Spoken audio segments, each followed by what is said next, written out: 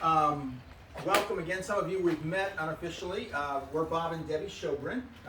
We're from Richmond, Virginia, right up the road, about 15 minutes. We live in Mechanicsville. And as some have heard, we've come from Briarwood Presbyterian Church, down in Birmingham, Alabama. But we have been involved in missions all of our married life, actually. I became a Christian my freshman year at Penn State University. And grew in the very basics of evangelism and discipleship. By the time I graduated from college, I had 3 men I was discipling. They had 3 men. They had 3 men. We had a chain of 52 guys underneath me as we saw discipleship take place. And at the very end of my senior year, I was challenged to go overseas to a country called Libya, which at the time had 0 churches, 0 believers, and 0 missionaries. And so I and 3 other guys made the decision to go. We took a step of faith, and we actually got into Libya teaching English as a second language. And then that began my whole career of living for the glory of God and going into missions. I went overseas. I went took a trip around the world, came back home. I helped start a mission agency called Frontiers that does church planting in the Muslim world. That still exists today. And then started my own nonprofit organization about 20 years ago out of Richmond, Virginia, called UnveilinGLORY. We seek to unveil the glory of God in all areas of life to all peoples of the world.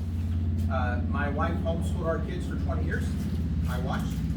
And I did coach the men's basketball team, so I did contribute something. And in that whole process, we got into the homeschool environment.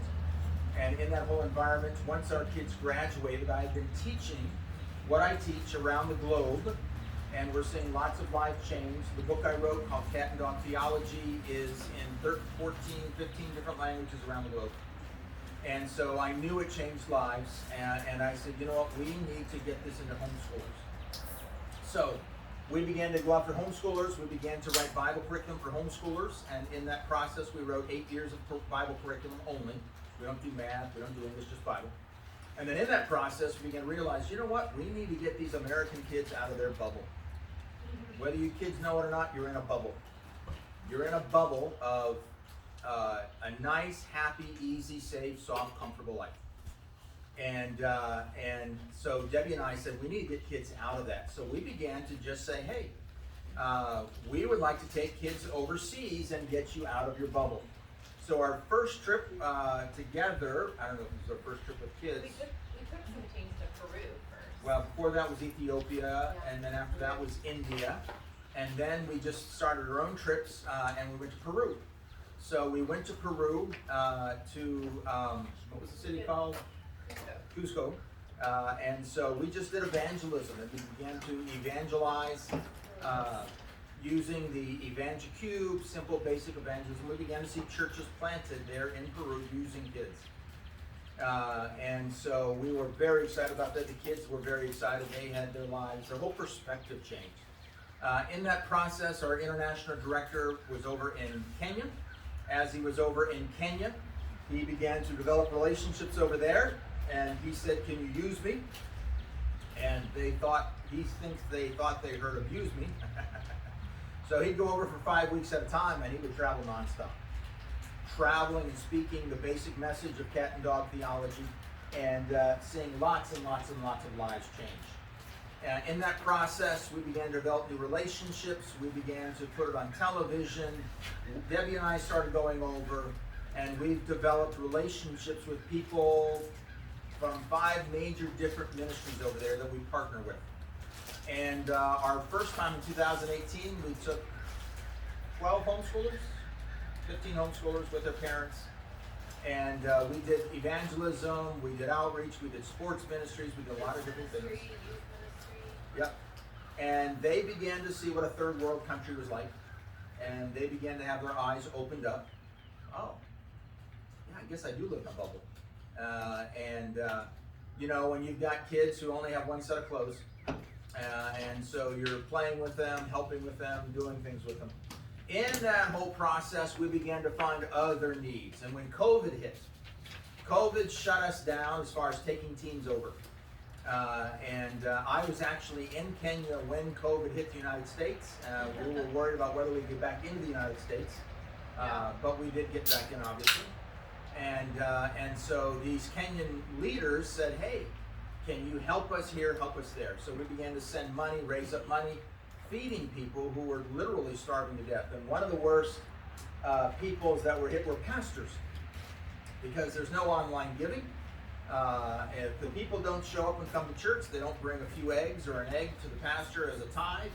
And so the pastors were suffering silently. So we began a program to try to help pastors start their own little business. And that just is really now going on. We just sent our first $3,000 to help 10 pastors, $300 each to start their own little business. So that's going. And then in the process, my friend Peter, who's that guy, he's not there on the screen. Let me give you a quick kind of overview of where we're talking about here. And so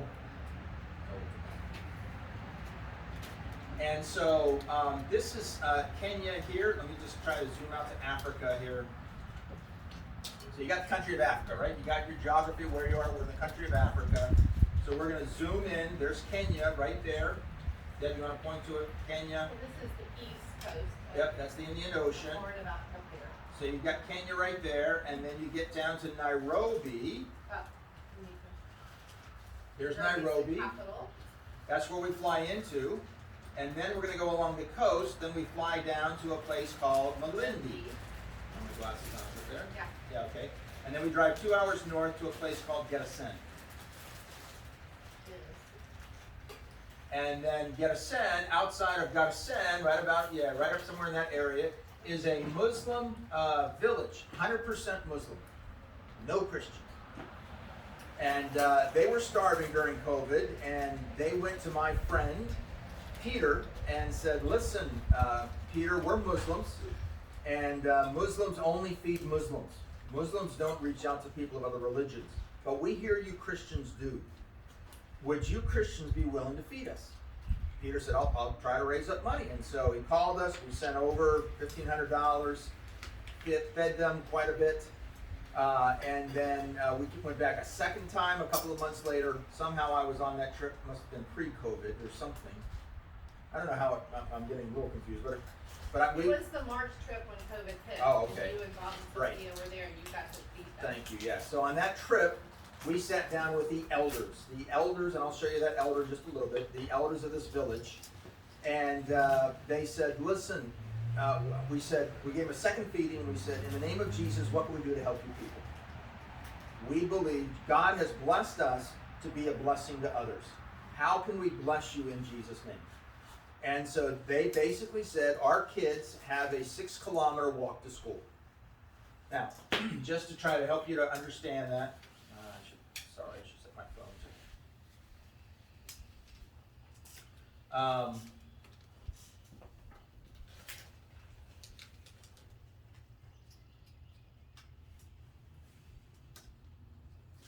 So for those of you that met Pastor Peter last fall, he has a church in Garcin.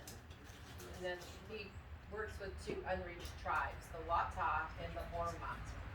And they're both outside of Garcin. And so where you would be staying, like we stayed in a little tiny hotel in Garcin. Okay. We were there. Here's the hotel that you'd be staying at. Okay? Nothing impressive. It's got 2 beds, and there's your bathroom and your shower all in The one. shower is right there. So literally the shower just showers into the bathroom. Yeah, which is what a lot of third world countries do. In fact, having a shower is a real benefit because most people in Africa don't have a shower.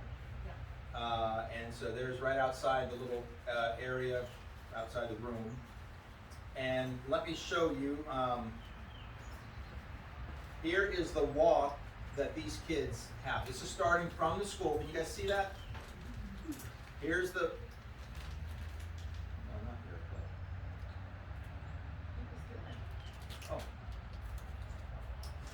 This is fast motion. yeah, this is fast forward.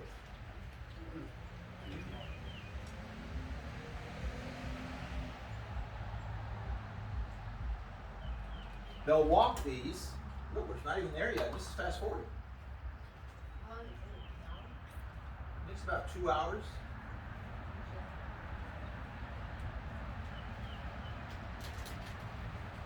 I mean, this is just uncomfortably long watching, and this is fast forward.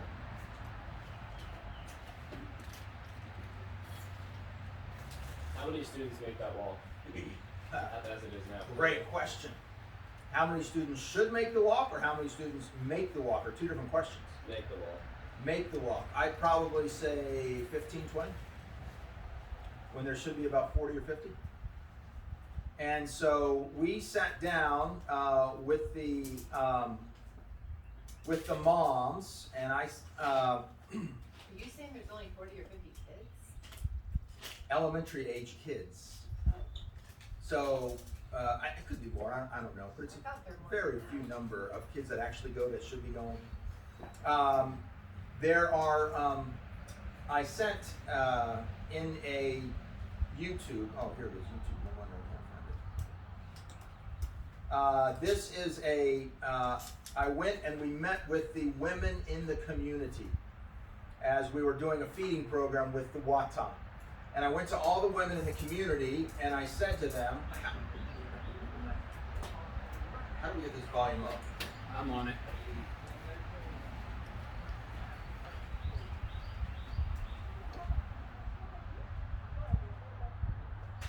How many of you, show your hands, how many of you have children who walk to school or should be walking to school? Let me see your hand.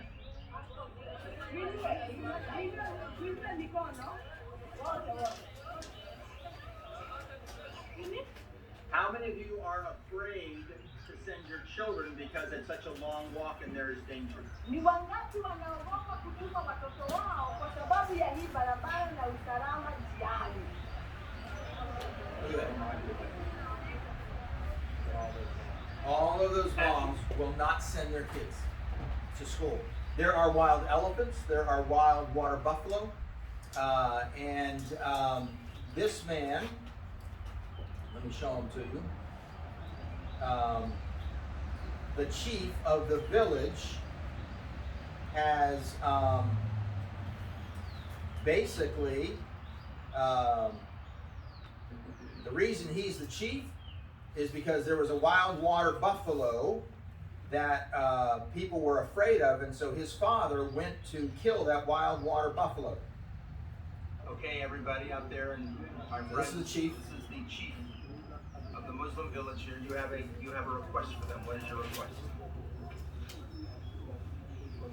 Well, yeah, this is the chief. His English is not good at all. You have children in your. And so his dad went out to kill the water buffalo and got killed by the water buffalo. So now he's the chief. So he's 30-something years old, and he's now the chief, the head of this entire village, because of that. None of the women are sending their kids to school. I'm not going to send my kids to school. And imagine, again, going to kindergarten, 5 years old, 97 degrees outside, and they've got to walk 6 kilometers one way to school. And they would send them, by the time they get there, 2 classes are already done, and in order to get home in time, they have to skip 2 classes, so they get 2 or 3 classes out of 5 or 6 classes.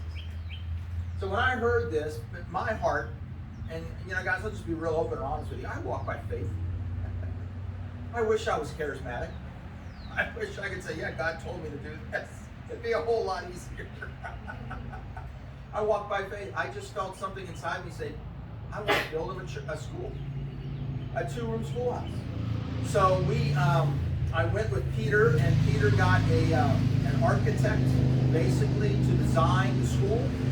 And as he designed the school, it was going to cost about $20,000 with labor, etc. And I said, look, we need the kids have to have uniforms, they've got to have desks, they've got to have chairs, they've got to have teachers' materials. So I guessed around $40,000 to raise up to get this thing going. And that includes hiring a teacher. And that includes, yeah, guess how much it costs to hire a teacher each month for these kids? Take a guess. Mom?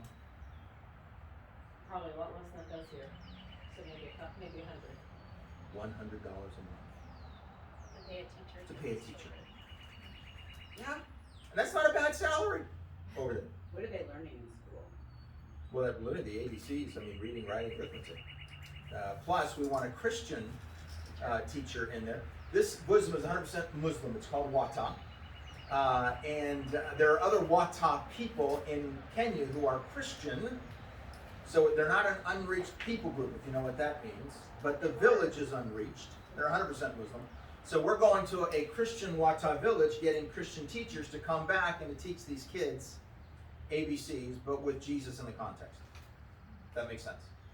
So Peter already has people in his mind to go and to grab these teachers. Yeah, Pastor Peter. So anyhow, I'm thinking we could pull this off. We could do this, God, can't we? If I just got people who could just... So anyhow, so we had the guy, the builder, design it, and he said, come look at my stuff. So we said, okay, this is on our trip home to America. We're driving from the Wataa to get a send, to go back to Melindy to catch our flight. We stop off where this guy's building this place. And he's got a 2-level story, and so we're walking around, he's showing us, you know, he's very proud of his work. And as he walks down, my buddy Bob, who's also my same name, Bob, I'm Bob 1, he's Bob 2, he reaches up, grabs some concrete, and he rips it off in his hand. It starts crumbling in his hand. And we're like, I don't think the quality of his work is good enough. I'll bet I could get some bricklayers from the States and some youth to be the labor, and we could build that school. A fraction of the cost. It'll get kids out of their environment, and it'll help them to see what the other world look like, get a vision for the world, and we could build this school ourselves. So that's where I am. And we came here with Peter when he was here in the States. We helped him raise some support. We spoke at Chad's, of course. You young people were there. You heard Peter. You heard his passion. You saw what he did. He's got a burden and a vision for these people. He works with them all the time. Yeah. He's constantly working with these people. I found out when I was there that they've been going out and sharing the gospel for 10 years with the tribe. And they've even had the Jesus Home out there. And Lydia told me that she knows of 2 or 3 women that are believers. 2 who are secret believers who will not tell their husbands because they'll get kicked out. You got to remember, some of these husbands have 3 wives, 4 wives, and so if they get kicked out, they're on the streets. They have nothing. So they're supposed. Peter's wife has said there are 2 women that she believes are secret believers who won't tell anybody. So God's Spirit is working in them. And, you know, I said that night to Charlie and to Chad, what an opportunity as a youth group to say we took on a village and we brought it to Christ by building a school. So I'm just kind of offering it out to you guys. There's another church up in Lynchburg that's willing to go. We speak at their church in 2 weeks. Okay. Yeah, 2 weeks. And so I'll be meeting with their youth pastor as well. And then I can open it up to our entire mailing list and get people out. I talked to Charlie. The goal of this meeting would be, when is the best time? There seemed to be a lot of interest when we were first here. And so we're trying to capitalize to see if that interest is still there. And if the interest is still there, what time should we go? And so parents, you're probably the ones that call that shot more than the kids. We had said we're going to go this summer. We met, when did we first meet? January, February, something like that. Yeah, we met in, it was like late January, early Late January, 6 months down the road. Hey, let's, July, let's shoot for a team like that. Early August, late July. Oh, we're having a baby. Sorry, nobody knows, but now I you think know. we were the first people they told. And Yeah, so, they actually ended up being the first people, not our parents, to find out We're like, because Bob we was don't pretty wanna plan the adamant we trip were this going in summer. July. So it's like, that's a bad timing for us. I say, yeah, I understand that. Can we do it in December? Okay, look, we could work with December, I guess, early December. He said a lot of our kids are homeschooled. We know homeschoolers have a flexible schedule. That's not a problem, even if they are. If they're going to college, you guys now, you were seniors then, now you're in college. Usually schools let off usually after Thanksgiving now with COVID, and send people home. And so anyhow, we're just trying to see what God is doing. There are philosophies of life, of the Christian life, how to live the Christian life. I love Corrie ten Boom. Have you ever heard of Corrie ten Boom? She was, in a Nazi concentration camp, and got out because of a clerical error, the sovereignty of God. Spoke about the sovereignty of God in his glory. Her philosophy of life is quit trying to plan your life out, just show up and report for duty. This meeting, I'm reporting for duty. What's God doing? I'm just trying to figure out what God's trying to do. If it's going to be the summer, we got to act. Okay? God, by His grace, has raised up $18,000 for the building. That's pretty much taken care of. God's behind this. I see His handwriting on the wall. So I know it's going to happen. So I want to know if you guys want to be a part. If so, when, how. We're kind of giving you the first shot at it. Parents, what are you thinking since you're the ones in charge? How much money do the kids each need to raise? $3,000. Okay. Do we have to have the COVID shot to go? You will have to be tested COVID Good negative. shot. At this point in time. Who knows what the government does? Airlines are saying you have, Debbie just got back yesterday from Lebanon. Got to be COVID negative. And we can do that up in Richmond. You get the shot. You get your nose swab, and you get the results back that afternoon. So 2 days before the flight, we go up there, get our nose swab, come back home, we get an email, you're negative, you get on the flight. And there will be other shots that aren't the COVID shot that are required, I believe, to go, correct? Debbie knows that. Actually, now, for Kenya, the only thing that we really is just to have your normal history of shots. It used to be required to have yellow fever, but it's not anymore. And the only thing we recommend to people is, what's the one? I'm sorry, I was. Typhoid? Yeah, they do recommend oral or a shot of typhoid. I do the oral. It's cheaper and it lasts 5 years. And so your doctor, prescribes that, and you just take 4 pills over 8 days, every 2 days. And Now, we also asked you to get a prescription for anti-malaria pills, or you can it's like Malrone or chlorquinine, I think. She's a nurse, so that's the one we take, and because we will be out in the bush. But we've been out in the bush before. Some of our team members in past teams have not taken it, and they've been fine. Does it make a difference weather-wise? When is the ideal time to be building? Nairobi's on the equator. It's real nice to the equator. It's always Cooler in the summer. And well, yeah. This is winter now for them. It's going into winter right now. winter is Winter is- July and August. As our summer, they're south of the equator. So we're going into summer, they're going into winter. So July would be a great time, but you're only talking 10-degree difference. There are summer and winters are 10-degree difference. It's hotter, and we just went. We did in December. We did take a team of 6 over, not kids this time, but we were doing a women's conference on this side women actually with the Moss side, but we did go out to Pastor Peter's area, and sometimes the trips weren't better, and so I got to meet the Wataa people for the first time, which was, and the Warma people. We ministered in Pastor Peter's area. The weather was warmer. Look, it's just going to be hot. Just face it. It's going to be hot, and you're going to And sweat. it's hotter on the coast. Much hotter on the Hot and coast, humid. and your hotel has no air conditioning. There's a fan. 97, you said? Yeah. That day I was there In was the day. 97. But it drops at Yeah. night. Yeah. Oh, it drops at night. 70s. Yeah. So it's just going to be hot and sweaty. You need passports, obviously, to go with. You do need a passport. Yep. Travel. Yeah, it seems like summer would be out anyway, right? I'm sorry. I feel like Summer would be out, is a little maybe, fast. and we don't have passports. If he's coming, summer's out. Me and Rachel, Yeah, and Rachel wants if to you have passports in general, like I know I don't have a passport either, so. It's moving We can slow do it. now. We can do it after Christmas. But it's going to bump the price to $3,300. Well, also, if people have Christmas plans, which most already do, then if you want to leave on the 26th, you're saying you have to be in Richmond to get tested on the 23rd. That's going to be a problem for people are traveling. Yeah, So exactly. we need the whole thing to start Leave the 28th. after. Yeah, if we left like the You know what I'm saying? 28th. Like, I'm just, that's. New Year's in Kenya works just as well, I think.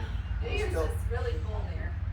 We were there one time. They are very different from America. They are in church for New Year's Eve, having an all-out worship fest and testimonies. And it was cool seeing in the New Year in Kenya 2 years ago. So yes, we could do like the 28th to January 9th or something like that. 8 So something. 2 weeks, is that what it is? 10 days. 10 days. We could. It depends on how many bricklayers I get. If I can get 3 bricklayers or even 4 bricklayers, we can knock this thing off in a week easily. When I get 2 bricklayers, which I still have to get the bricklayers, That's, God has to raise that up. Be nice to be 10 days on the field, which would make it a 14-day, 2-week trip. Yep. So this would, from the sounds of it, if it's at Christmas time, so our schools here, all the kids go back to school around the 4th of January. So, When we did this 2 years ago, we had some kids and they just got permission to come to school a few days late. Unless they're making this quarantine for 14 days after getting out of country, which they are doing, aren't they? I don't know. I don't know what things we're gonna, You like class? Right now, it's still up to 14 days. After. But can you just go home? Yeah, and You do a COVID. But virtual. that's that would be a year after that, after now, and then I would imagine by next December that they're going to be looser. I mean, I don't know. I'm not. Yeah. well, Yeah. those are some, I think those would be things that would Yep. Yeah. just need, you know, things as a parent, Yep, yep. exactly what shots, like I really would be interested in the actual details of exactly what shots would be required, and or, things that are recommended that they would be taking. I can tell you right now, so you can take it in 5 trips. Nothing is required. They do not ask, look at your shot record. Okay. We recommend the typhoid and doing some kind of anti-malarial. Something happens. You bring that along with you. Yeah. But typhoid is ahead of time. Typhoid is, just get it sometime before. How is the safety of the trip? Is it fairly safe? You're not going to places. Bob, too, the other guy, has 3 little kids, and he's planning, not on this trip, but he's planning on going to that area and spending a month with his kids. We've been there. It's around Very this safe. whole Western area. Yeah. The places that Bob was telling the crazy stories was more by Somalia. 4 hours north of where we are. And because Peter and Lydia, the pastor and his wife, have been ministering to these 2 tribes around them, they are favored with them. I mean, they love them. We were invited, we were probably going to do this with the team, to have breakfast with the chief and his wife of the Orma. It was really special. They took us and had blankets under a tree, and we sat down and had breakfast with them, and got to talk with them about, the Lord, and of course all the kids of the village were around, and giving out candy to them and stuff. But it was, Peter and Lydia are men and women who love God very much, Jesus, but they live it, like your pastor was talking about today. And, They're well known, well respected in the area. in word and deed, they are sharing Christ. Peter, he hears of, he doesn't care if you're Christian or Muslim, when he hears of someone in need, like he needs to go to the hospital or something, he has a vehicle. But Chiefs love him. He's living out his faith. And Bob, you were saying as far as the school, if you want to put in the building, so the, 2-room are school. the people, and this would be in the community itself, I'm assuming you've done, the people are welcoming of it, and how do they feel about it? Yeah, we've asked the tribe to make a decision of how they want to do it. So the tribe has ownership of it. So Peter met with the elders, how are we going to do this? Are you going to gift the land? Are you going to lose the land, use the land just under your name? And so Peter is working that out on their end. We already, it's not very exciting. The plot. Yeah, we know the plot already. We've been there, we did a feeding there. And will they be able, does the community feel like they will be able to employ teachers consistently and regularly? Well, we will provide that support. And Yeah. is the community open? I mean, how do they feel? They're a Muslim community, knowing that these are foreigners, so a lot of times, in the Muslim community, how willing, has that, First off, it'll be a Wataa, so it'll be one of their tribe, Okay, which is huge. yes, that's what I But then being a Christian, it says, wow, you can be Wataa and be a Christian. Never thought of that before. So, not that this is going to show much, but This is the area where we are going to be building the school. It's centrally located between 3 villages. It happens to be where we're doing one of the Project Mountain 7 feedings. You can see there's basically nothing around here. This is the central location. So to where we're hoping to put a school. Pastor We meet Peter. with the elders and talk about it. So we have the location, we have the design plan already drawn up. And kids could be building it. Well, bricklayers, kids are the muscles. They're the one that haul the cement. They're the one who mixes the cement up. They're the ones who take it to the bricklayer. They bring the cement blocks to the bricklayer, and the bricklayer is the one who's building it. What is the government I mean, is it just a tribal village? Well, I mean, it's a Kenyan government. They've got their own. They've got the Garrison would be your central government, which is again 40 minutes away, where the hotel is. It's a mixture of. It's probably 70% Muslim, 30% Christian.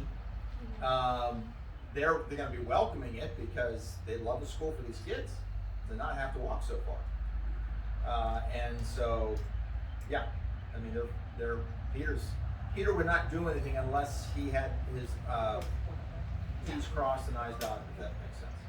Are there other churches you're working with? Denominations or A denomination on the ground. Well, we're working with Peter's church, but I have no idea what their denomination is. I mean, Peter just loves the Lord. I mean, he's in a denomination, but it's nothing we have in America. Yeah. I've heard it. Totally It's like different than- la la la la, you Yeah. know, a long thing. But I mean, the kids probably would each go, 2 by 2, and like when we were there this past time, we were 2 by 2 went and Sunday got to share testimony and preach in little churches around Garson. So that was neat. Some of them have to get on a motorcycle to go to the church because there's no road.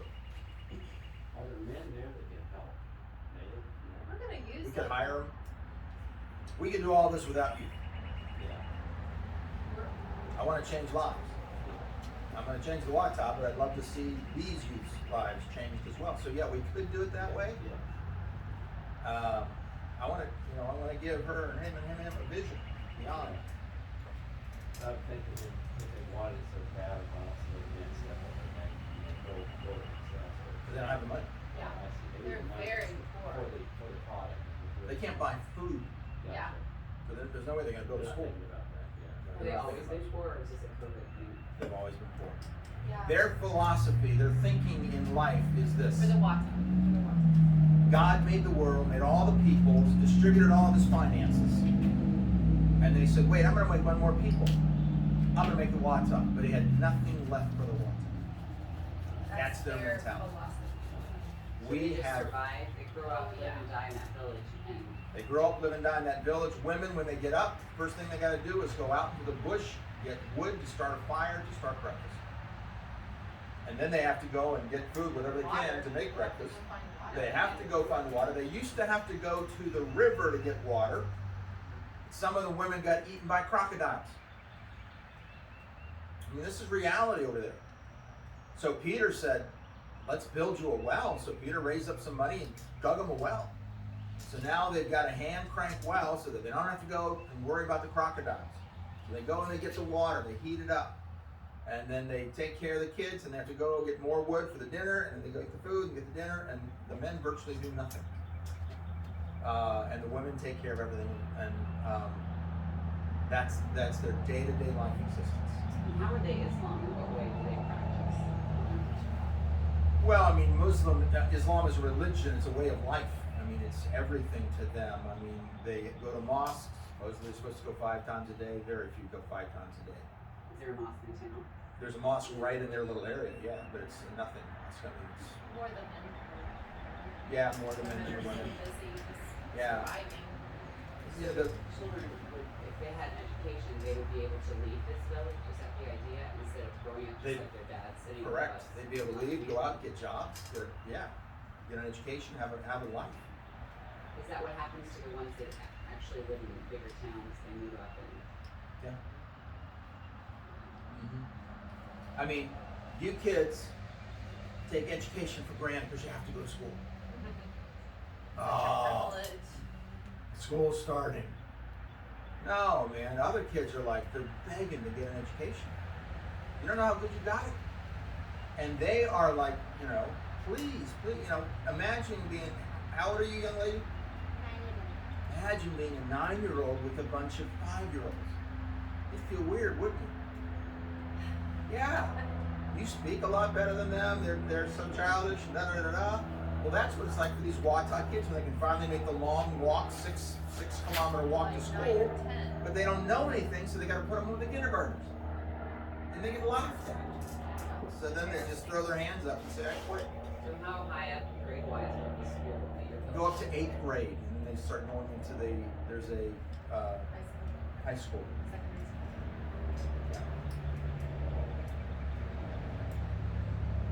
And is that what all the men who were sitting at home doing nothing did too? They went to high school and then? I'm trying The to chief understand has the biggest education. That's why he was elected as a representative for his village. Besides the fact that his father was a chief as well. He dropped out in 8th grade, and he's got the best education of them all.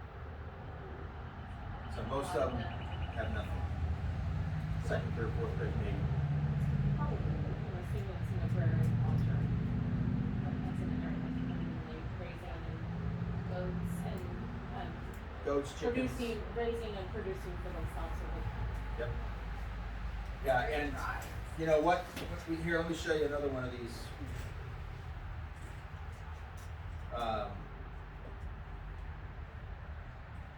This is Peter talking about the schools, but as he's talking about the schools, you can see some of these pictures here. And that's their village they live in? Okay, that's the question. Their river floods, and it floods into their village, so they have to set up these temporary. This is a temporary place where they live, and where I met them when we fed them during the flood season. A year ago. And so a lot of their homes get flooded out, and their crops get lost. God forgot them. God has forsaken them In their minds. in their minds. The village doesn't Again, that's the like chief that. right there.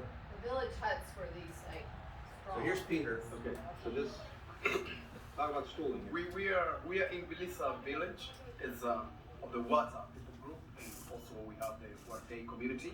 So we have different communities every week. As you can see, we have kids here, and these kids they have to travel for long distances to 6 kilometers to the nearest school, which is in Maziwa, so that they can get education. Have to walk 6 kilometers They have to walk 6 kilometers to school.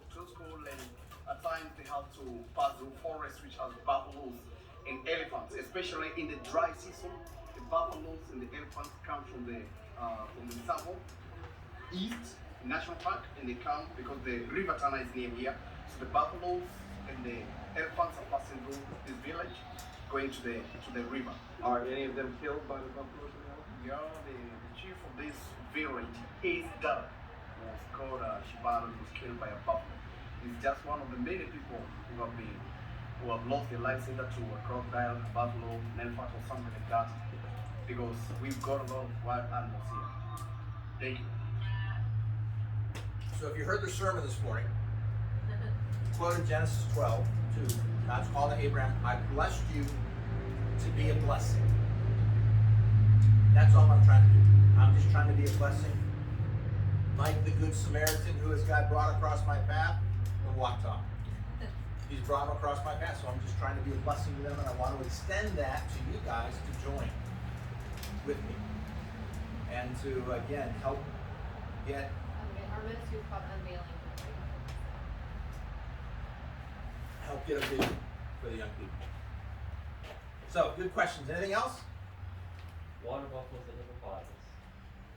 Right? Water buffaloes and elephants. Oh, what about What what's in is a hippo? Is it not? Something different. It's No, it's totally different. It's got the long Yeah. horns. Oh, Yeah. is that one? Okay, so And it's the horns that gouged the stomach of his father that killed him. It's I 6 didn't see kilometers. Can you translate that in miles? Maybe 4 miles Sorry. there, 4 miles back. 4 miles, so 8 miles each In the day. school you're building is closer. Oh, it's Oh, it's hundreds right. of yards. 100 yards, 200 yards. They're about 3, like, as you said, the school would be for 3 surrounding villages. And how many people in the 3 surrounding? Do you have an idea? I think the Wataa village that we work in, Belize, has about 1,000 people. So I guess the other ones would be 800. 1,000 amongst the 3? No, no, no. Oh. Just the one, the Wataa. And so maybe 3,000. Something like that.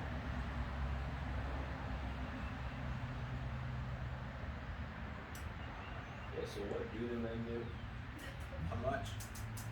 It's Yeah, what's called remember, a they don't have patriarchal Western. society in the Bush tribes. Like we also work with the Maasai, not in this area, but more in central Kenya, near Tanzania. And that's where we've done also work there, and the women do everything from sunup to sundown, and the men there, all they do is take care of the cows. So they take the Take care of cows the cows out. or the goats, whatever they are.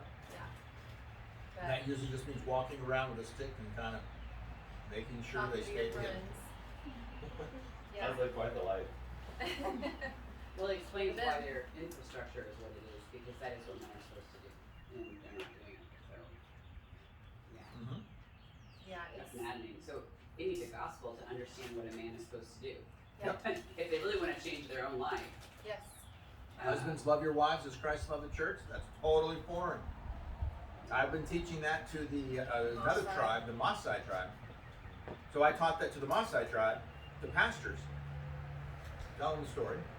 Yeah, we our first big trip with the homeschoolers there, we were supposed to do a youth conference, and we got out there, and supposed to be like 200 or 300 youth, and we got out that day, and there were 10 youth, but there were some women, and there were pastors, and a couple of kids, and so we're like, okay, Lord, let's regroup. And the reason there were 10 youth is because the imam and the mosque in town heard we were coming. And so they decided to have a youth rally the same day and offered them gifts, prizes. And so they Siphoned enticed off, the yeah. youth. So we regrouped and we said, oh, what do you want us to do, Lord? And so we divided our team into 4 groups instead of all focusing on youth. And a couple of us taught 25 women. Bob had about 40 pastors, and another couple of men taught 10. And then we divided the teenagers, and half of them did kids and half of them did youth.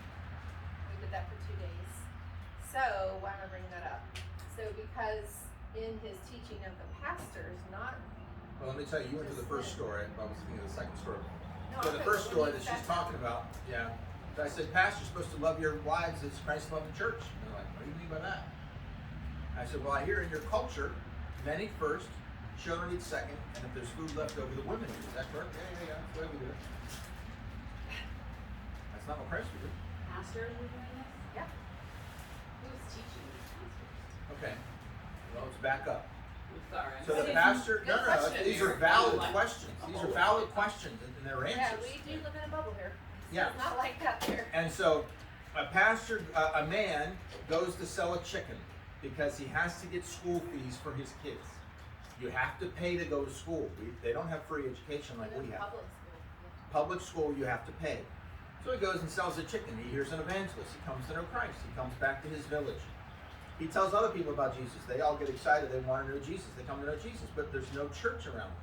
So he goes back to the same place where he was, sells another chicken, buys a white shirt and a tie, and he, because he wears a white shirt and a tie, is the pastor. Zero theological education, and all he does is try to mimic what he hears from other people. Yeah, that's not what Peter is. No, Peter is No, well trained. he's been to seminary and, has some And so degree. they know virtually nothing. And so that's why I train pastors over in Kenya. These are mainly pastors in the bush. Yeah, we the bring bush pastors from the bush. The cities have. So I said, listen, let's do something new today, because when we hold these trainings, Debbie's with the women, I'm with the men, there's a group lunch with everybody. I said, let's go take the food and feed the women first. They had a problem with that. Why? 2 pastors refused to do it. Others said, okay, let's do it. So there's a video, I could show it to you, but it's nothing too exciting, of men bringing lunch to the women, and the women are just giddy. They just don't know what to do. They just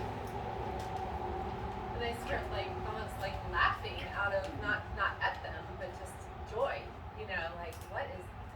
It was the first time in history of that culture in the Maasai community that men had served women food.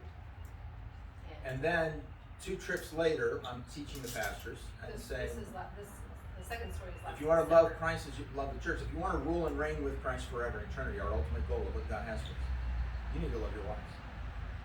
You need to serve your wives.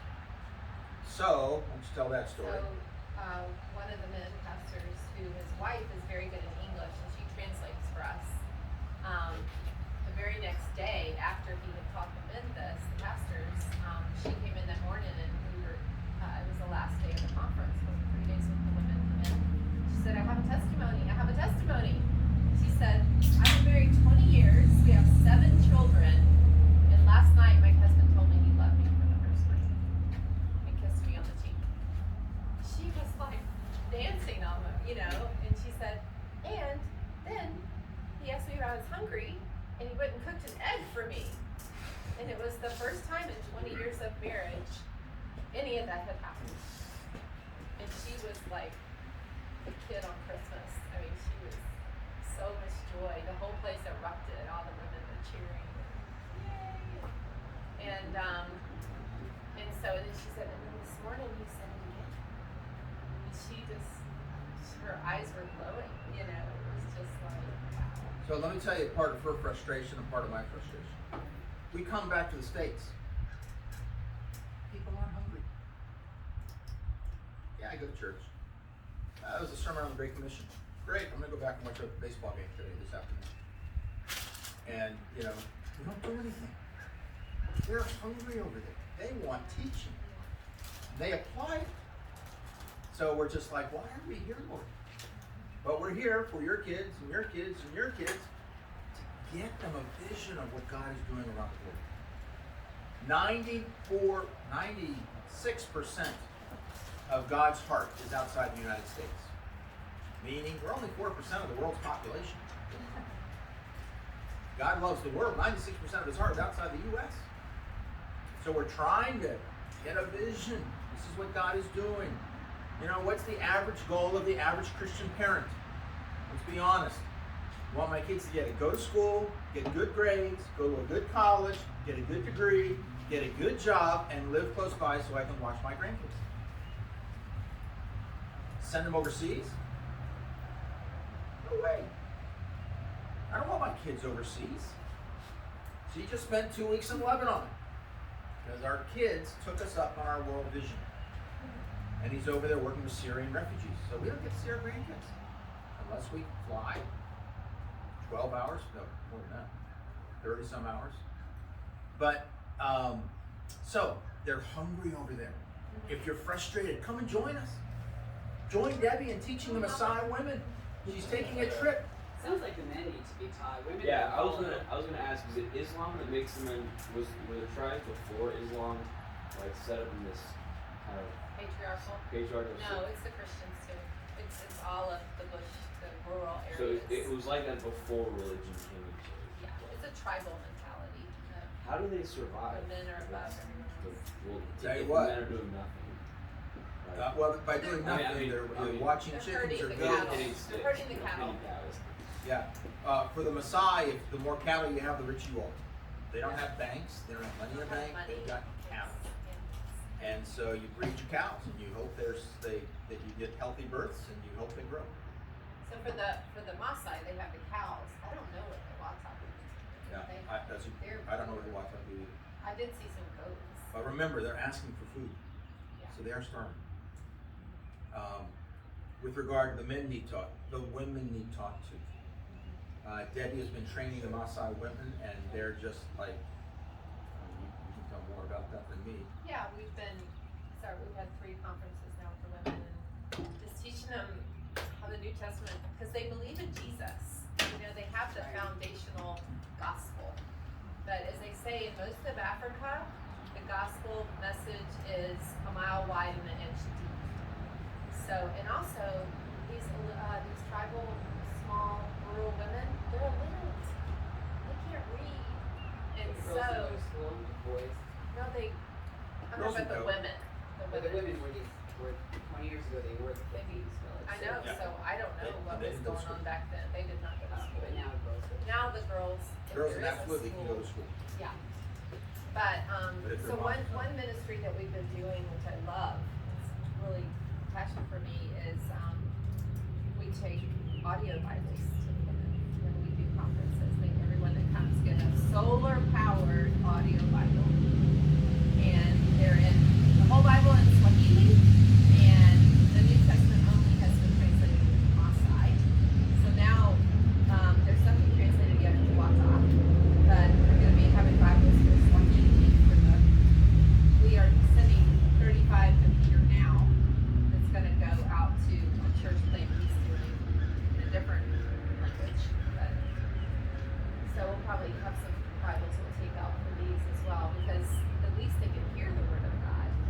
And that has made a huge difference, because the women were telling me, now we know about Genesis and Matthew, we didn't understand our sermons.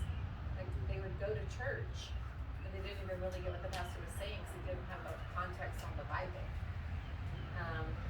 And the pastors were telling us that the churches are growing, and people are obeying and understanding. So when we go, he tries to teach, the men how to be a Christian godly man, husband, father. We do messages to the women on being a Christian woman, wife, and mother, and discipling women. And we also took a nurse practitioner last time and taught them hygiene and health issues for women, just that. We're trying to do, again, scripture, gospel, but also practical teaching for them. It's been really good. So, and all of this is new for us. We've had UnveilinGLORY for 20 years. We were doing other things, but God is totally drawing us to these areas of being known. So, but we love taking anyone with us. We take adults as well as kids. Some of the teams, though, we love seeing the youth get their world vision expanded. They'll never be the same. Their hearts will never be the same after experiencing a week over there. 10 days. So moms, if the timing were right, if the timing were right, would you want your kids to go?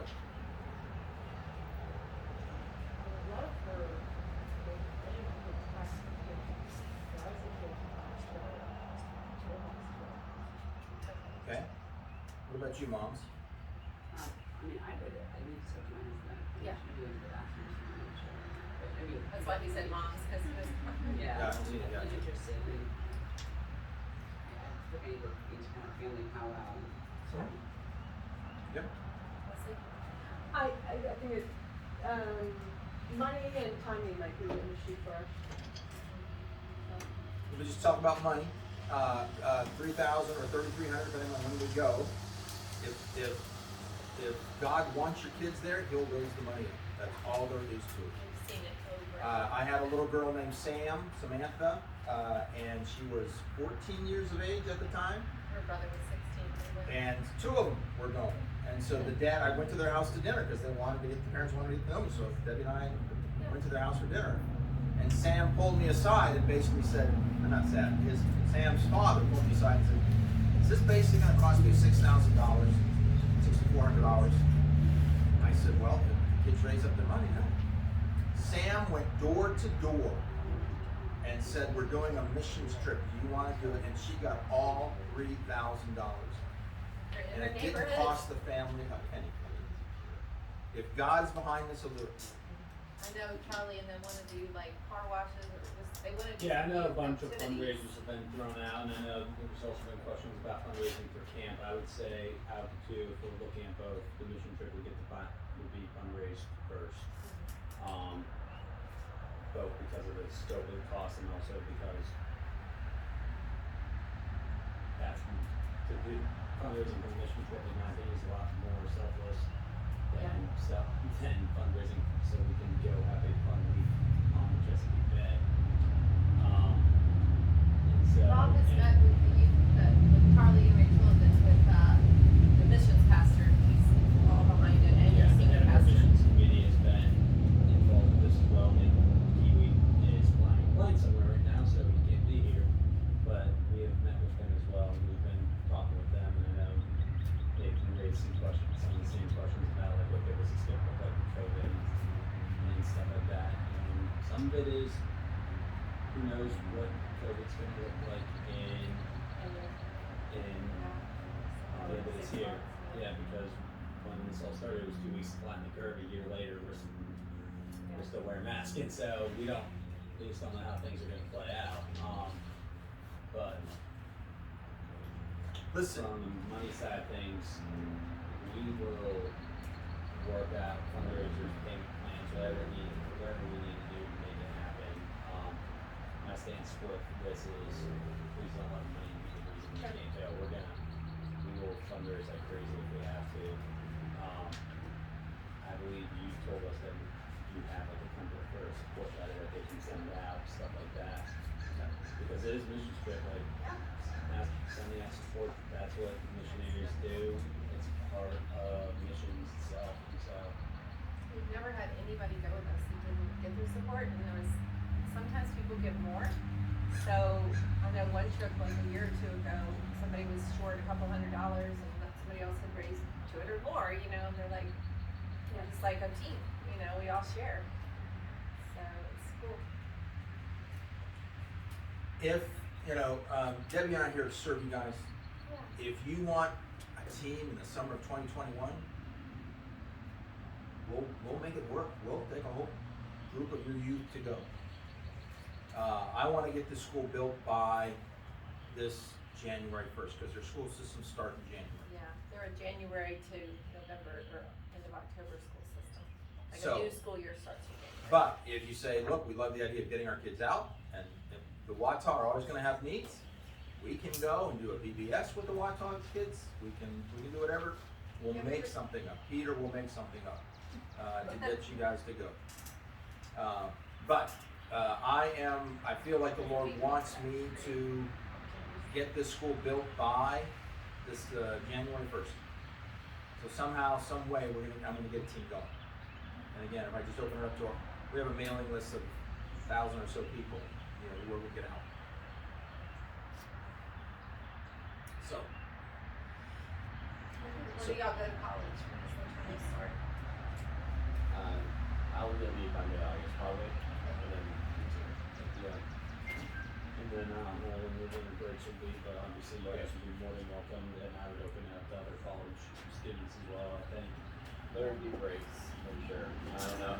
Obviously, it's like usually the way Christian colleges I know are like they have a Thanksgiving break for a week, and then Christmas break is 2 weeks. And that depends. I know during last week, because of COVID, they had a Thanksgiving for some schools, the Thanksgiving to Christmas. For most schools, that was only because of COVID. So I don't know if they're going to still do that or not. Yeah, we did do a November trip, that first trip. Yeah. Because a lot of people get off the whole week of Thanksgiving. And I know 6 Interesting. other students have also shown interest in going, Yeah. and have had their parents email me, and that's why we recorded all this. And Yeah, so 3 I will families reach are out of to them town right and now. Figure They out wanted to what come.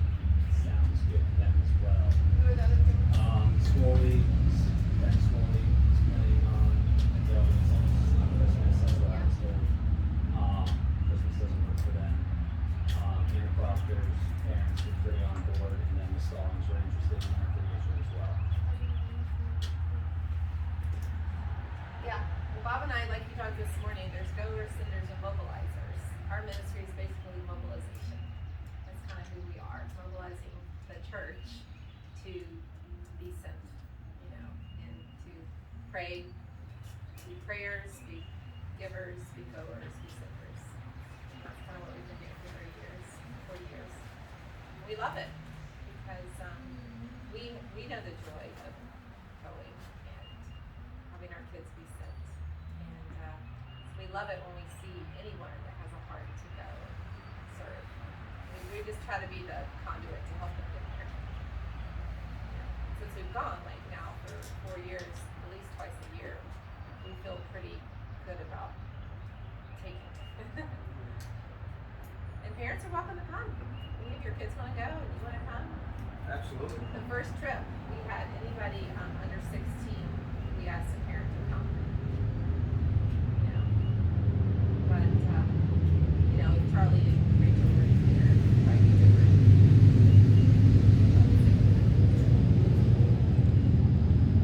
Yeah, questions. When keep going when you're busy. Yes. Why don't they do school at the mosque, or the mosque? It's just not in their mindset. It's just if you don't do school. Yeah, but it's a good question. Are you haven't putting in seen the bathrooms mosque. and plumbing and stuff? pit latrine. So that's So what they that. have that. There's a two-room schoolhouse, there's a pit latrine, there's a kitchen, and then there's another building that is the teachers' Would the school also be like a center of outreach in the community? In an aspect of kids need meals or lunches during the day, would this also be a possible Yeah. location for them to Absolutely. seek help? And honestly, you know, God willing, a church will form, and that's where the church would meet as well. Because there's another town, Imotoroki, that one of our contacts, not Peter, but it's Hami Amani Ministry that we also work with, and they have did a feeding out in this village who have just become Christian in recent years, and they've actually built a church. But they want a school, but they got the building. But we've been raising money to send them desks and school supplies and building a pit latrine. That's in process right now.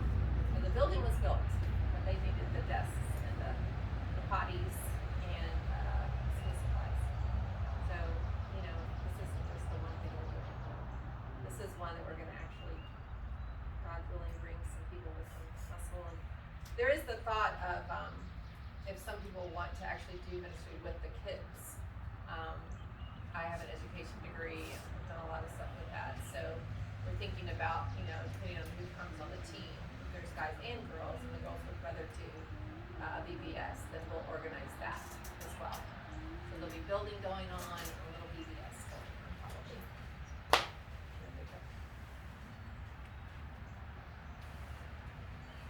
So schools can't do Christmas, you mean before Christmas, they could do after, or? I'm getting the impression not Christmas break. And the reason, and honestly, the general vibe I'm getting is like Thanksgiving might be the best time if that's something that works, like a November trip. I don't know for your guys' schedules. I've heard that could work well in general that works as for us. well. Again, I'm not against summer. It's just you Yeah. won't have the youth director or His the wife. wife of the youth director on that trip. Well, a lot of them have summer jobs already lined up, and it's Yeah. hard to get, I think it's Sam's kind of already quick. leaving mid-August, it's really hard to try to turn into summer. Yeah, and I Like a know. 14-day, like, you already got a family trip, leave for college, like, our summer is really sliced up.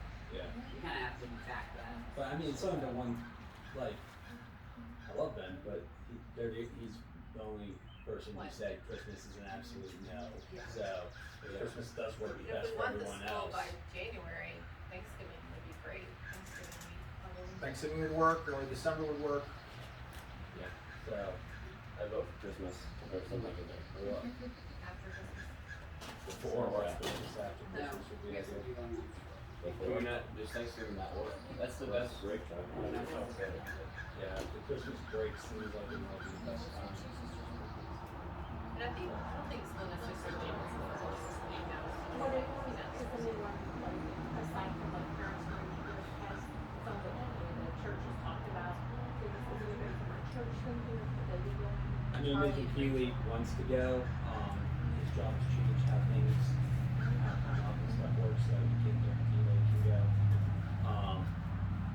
We're still, we're still in more the exploring phase right now, and so, but I don't see why it can be open, like, this doesn't have to be a Grace Covenant youth Yeah. trip. be adults as Some, well. the reason it started with the youth is, Sorry?